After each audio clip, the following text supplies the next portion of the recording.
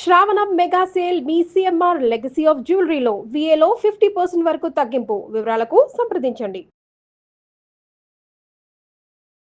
నమస్తే రమగారు. నమస్తే జయ.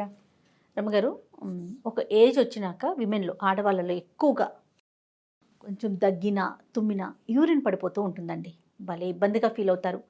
బయటికి వెళ్ళినప్పుడు తుమ్మాలన్నా దగ్గాలన్నా చాలా ఇబ్బంది అనిపిస్తుందండి వాళ్ళకి.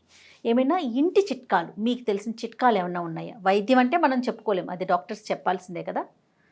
సో ఇంటి చిట్కాలు ఏమీ లేవు జయ దానికి. లేదండి, డెలివరీ తర్వాత, నడి వయసు తర్వాత మనకేంటంటే బ్లాడర్ మీద ఆ కంట్రోల్ తగ్గిపోతుంది. డెలివరీ తర్వాత కొంతమందిలో కనిపిస్తుంది. డాక్టర్లు ఏవో చెప్తారు, కొన్ని మెడికేషన్స్ ఉన్నాయి. అయితే హోమియోలో 100% దీనికి మందు ఉంది. ఓ ఓకే, 100% ఉంది.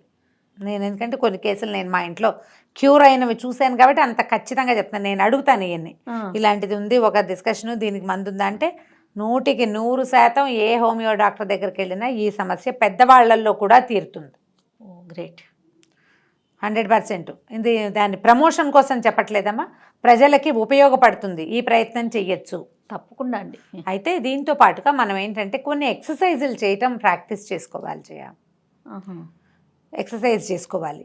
ఎక్సర్సైజ్ కెగెల్ ఎక్సర్సైజులు అంటారు వాటిని. అది ఏం లేదు, అదే మనకి యోగాలో కూడా మనకి త్రిబంధాలు ఇవి ప్రాణాయామం ఉందా, అదేం చేస్తారు, 3 బంధనాలు చేస్తారు.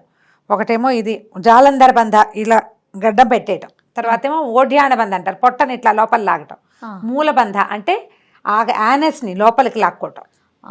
ఫ్రంట్ అండ్ బ్యాక్ పెల్విక్ మజిల్స్ని బలం లోపలికి బిగపట్టడం అన్నమాట. పట్టి బిగించడం, వదిలిపెట్టడం, మళ్ళీ బిగించడం, మళ్ళీ వదిలిపెట్టడం, మళ్ళీ దాన్ని ఆపటం.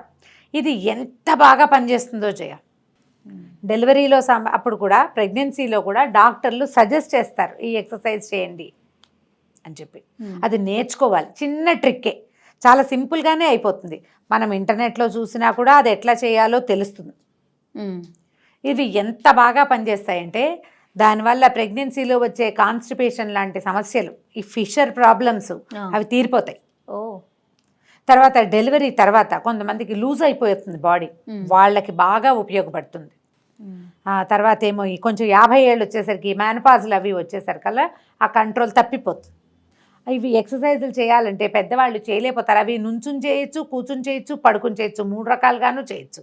దానికి ఏం ప్రత్యేక సాధనాలు అవసరం లేదు, సిగ్గుపడాల్సిన పని కూడా లేదమ్మా. అవునవును, మనకు అవసరం కదా. ఎందుకంటే ఆడవాళ్ళ శరీరం రకరకాల పనుల కోసం పుట్టింది. మనకి ఇప్పుడు ప్రెగ్నెన్సీ డెలివరీ మాత్రమే కాదు కదా, ఈ ప్రెగ్నెన్సీకి డెలివరీకి మూల కారణమైన పీరియడ్స్ని మనం 10-12వ ఏట నుంచి మోస్తాం. అక్కడి నుంచి మొదలుపెట్టి 54 దాకా పడుతూనే ఉంటాం. అవును కదా. అవునవును, పై ఎన్ని రకాల ఇవి ఉన్నాయి, వ్యవహారాలు ఉన్నాయి మనకి ఇది అత్యంత అవసరమైనప్పుడు దాని మీద సిగ్గు మొహమాటం పడకూడదండి. అందుకే టాపిక్ తీసుకున్నాను, ఎందుకంటే అందరికీ తెలియాలి అనేసి. అవును, ఖచ్చితంగా ఈ ఎక్సర్సైజ్ చేసుకోవాలి. రైట్. ఇప్పుడు ఇది నాకు అవసరం లేదు అని మానేయక్కర్లా. 50 క్రాస్ అయిన వాళ్ళకి అవసరం లేకపోయినా కూడా, అంటే యూరినేషన్ కంట్రోల్ లేకపోవటం వల్ల నాకేం లేదు అని అనుకున్నా కూడా ఈ ఎక్సర్సైజుల వల్ల మీకు కొంచెం లైఫ్ ఇంకా కాస్త బాగుంటుంది. ఇది మంచిది, వీటిని చేసుకోవచ్చు.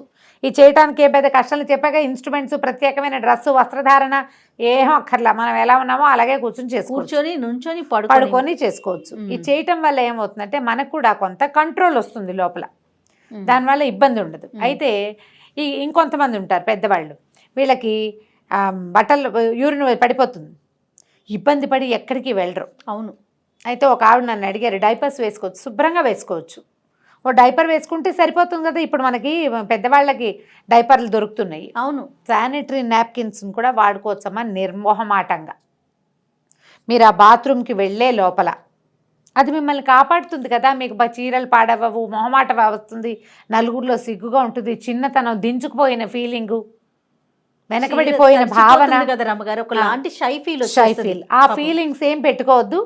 ఎవరైనా సరే చక్కగా దీన్ని వాడుకోవచ్చు. అంటే బెడ్ రిడన్ వాళ్ళకే డైపర్లు అని అనుకోవద్దు. మామూలుగా ఉండే వాళ్ళకు కూడా ఇలా సడన్గా కొంచెం యూరిన్ లీక్ అయ్యే ప్రాబ్లం ఉన్న వాళ్ళు ఈ ఎక్సర్సైజులు చేస్తూనే బయటికి వెళ్ళినప్పుడు నాప్కిన్స్ని కానీ లేకపోతే డైపర్స్ని కానీ హాయిగా వాడుకోండి నిర్మోహమాటంగా. టెక్నాలజీని వాడుకోవటమేనా? ఇప్పుడు మనకి బోల్డ్ అవకాశాలు వచ్చినాయి, వాటిని వాడుకోండి. పిల్లలు చెప్పినా కొంతమంది పెద్దవాళ్ళు వినరు, ఏమిటో సిగ్గుపడతారు. మీరు లోపల ఏం వేసుకున్నారు ఎవరు అడుగుతారమ్మా, అంతే చాదస్తం కాకపోతే. ఇప్పుడు వెళ్ళటం మానే కన్నా ఉన్నదాన్ని వాడుకుంటే ఇప్పుడు దేవాలయాలకు పాపం దేవాలయాలకు తిరగాలి, యాత్రలకు వెళ్ళాలి. ఈ సమస్యతోటి పాపం ఎక్కడికి వెళ్ళిపోయి ఇదో పెద్ద ప్రాబ్లం కాదు, అయినా కూడా ప్రాబ్లమే పాపం. ఆ ప్రాబ్లం తోటి గుళ్ళల్లోకి వెళ్ళరు, ఎవరిళ్ళకి పెళ్ళిళ్ళకి వెళ్ళడానికి సిగ్గుపడతారు. దేవాలయానికి వెళ్తే అమ్మో దేవాలయాన్ని అపవిత్రం అయిపోతుంది, ఈ భయం ఉంటుంది. అవునవును. అప్పుడు హాయిగా డైపర్ వాడుకోండి, ఏం మొహమాట పడద్దు. ఈ ఎక్సర్సైజుల్ని పిల్లలు ఎవరైనా సరే మీ ఇంట్లో పెద్దవాళ్ళకి, అక్కయ్యలకు కానీ మగవాళ్ళకి కూడా వస్తాయి ఇవి. మగవాళ్ళకి కూడా వస్తుంది, వాళ్ళ సమస్యలు వేరు. మనం ఇది ఆడవాళ్ళ కోసమే చెప్తున్నాం. ఈ కేగల్ ఎక్సర్సైజుల్ని బయటికి తీసి అమ్మమ్మకో పెద్దమ్మకో అత్తయ్యకో నేర్పించండి, షూర్ చూపించండి. వాళ్ళతో పాటు మీరు కూడా చేసుకుంటే రేపు పొద్దున ఇలాంటి సమస్య ఇదని తెలుసు కదా మనకి, వాట్ ఈజ్ వాట్ అనేది మనకు అర్థమైతే అంతే కదా. అవునండి, దీనికి ఇది ప్రతిక్రియ అనేది మనకి తెలిసి ఉండాలి. సొల్యూషన్ అనేది తెలిసిపోతే దాన్ని చేసుకుంటాం. ఏ వయసు వాళ్ళైనా ఇవి చేయొచ్చు. ఓకే, బాగుందండి, చక్కగా చేయొచ్చు, చాలా బాగా యూజ్ అవుతాయి. ఎంత క్విక్గా డిఫరెన్స్ వచ్చేస్తుందో ఒక 4-5 రోజులకే మీలో తేడా మీకే తెలుస్తుంది తప్పకుండా. దాంతో పాటుగా మీకు కొంచెం సివియర్ ప్రాబ్లం కనుక ఉంటే తప్పకుండా ఒక డాక్టర్ సహాయం తీసుకోండి.